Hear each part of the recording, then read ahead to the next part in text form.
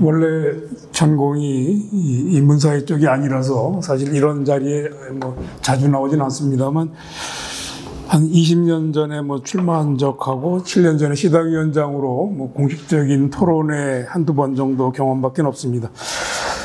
이번 대선에 대한 제 의견은 1차적으로 아마 지금 좀 전에 정혜구 선생님이 말씀하셨습니다만 진보 쪽의 자리를 좀 많이 차지할 수 있을 만큼 국힘이 해체되는 계기가 아닐까 그렇게 희망을 걸었는데 실제로는 그 반대로 더 굳건한 반발이 있었기 때문에 희망과 다르게 상황이 좀 어려워졌다는 말씀을 드리겠습니다. 과거에 있었던 그 진보 쪽 영역이 사실은 따로 있는데 괜히 뭐 진보와 보수가 국힘과 민주당이 그런 것처럼 오해된 그런 상황을 좀 오래 왔기 때문에 최근 들어서 진보와 보수 영역, 중간 영역을 많이 좀 확보하려는 민주당의 노력이 새롭게 진정한 진보 쪽을 좀 탄생시킬 수 있었는데 그 점이 좀 이루어지지 않아서 좀 아쉽다고 생각이 듭니다. 그리고 서쪽에서는 투표율이 높고 동쪽이 낮았는데 이 중에서도 예를 들면 대구에서부터 울산에 이르기까지 이전에 19대, 20대, 21대 투표율을 보면은 표를 저희 민주당 쪽이 얻은 걸 보면은 계략적으로 대구가 21%에서 23%, 경북이 21에서 25, 경남이 36에서 39. 그 다음에 울산의 경우가 38.14에서 40.79 그래서 이번에는 42.5 정도를 얻어서 점점 늘어나고 있는데 결과적으로는 지기는 했지만 이 영역은 조금씩 늘어가고 있는 게 아닐까 그런 생각이 들기도 했습니다. 그래서 실제로 이번 대선에서도 울산에서는 출구 조사 때는 이기는 걸로 나왔는데 결과로는 이제 뒤집혔습니다. 근데 얼마씩 그게 차이가 났었냐면은 박근혜 대통령 될 때는 20%를 울산이 졌고요. 진보 영역이 졌고요. 그 다음에 문재인 대표가 대통령 되실 때는 6.4%를 졌습니다. 그리고 윤석열이 될 때는 16%를 졌어요. 표차가 그렇게 컸습니다. 이번에는 5.23%를 진 상태로 역전을 당했는데요. 어떻게 보면은 그 진폭이 점점 줄어드는 게 아닌가. 그래서 많이 밀릴 때는 20, 16이니까 다음번에 조금 그보다 더 줄어들 거고요.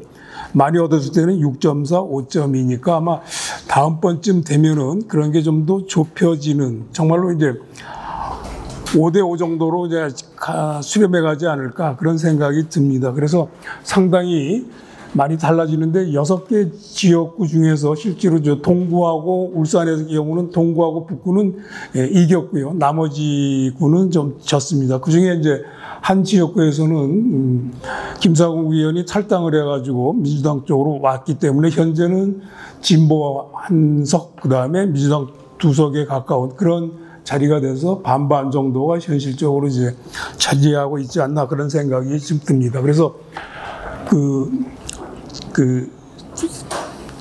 대한민국을 딱 반으로 나뉜 것 같지만 울산에서는 변화가 계속 일어나고 있고 아마 머지않아서 좀 달라지지 않을까 그런 희망을 갖게 됩니다. 예, 그건 뭐 지난 일에 대한 평가이고요. 이번 대선이 어떤 시대 정신에 속해 있는지 그 점을 좀 생각해 보게 되면은 계엄과 이거 외신에서는 뭐 친위 구테타라고 얘기를 하는데 이 점에 대해서 크게 평가를 하지 않을까. 그래서 크게 단죄하지 않을까 생각을 했는데 그런 일은 좀 덜 일어났고 그게 팽팽했다는 거고요. 이런 거를 이제 새로운 과거에 대해서 평가를 하고 새롭게 어떤 정신으로 나가야 될지 이재명 대통령이 시대정신으로 어떤 공약을 펼쳤을까를 생각해 보면은 아까는 뭐 K 문화 쪽으로만 설명을 하셨는데 실제로는 그게 K 이니셔티브라고 하는 게 역할이 한국이 세계 도시 단위로 주도권을 갖고 세계에 좀 나가는 길이 아닐까 그렇게 생각을 해서 도시별로 역할을 줬다고 생각이 들고요. 취임하자마자 이틀 만에 해양수산부를 부산에 보낸 것은 어떻게 보면 부산의 그 도시 역할을 해양도시로 지었기 때문이기도 하고, 그게 균형 발전을 위해서 서울을 금융도시로 뉴욕처럼 만들고 이 세종시를 워싱턴 DC처럼 행정 수도로 만든다는 것을 포함한 이미 구상을 도시별로 역할을 통해서 지역 발전 또는 균형 발전,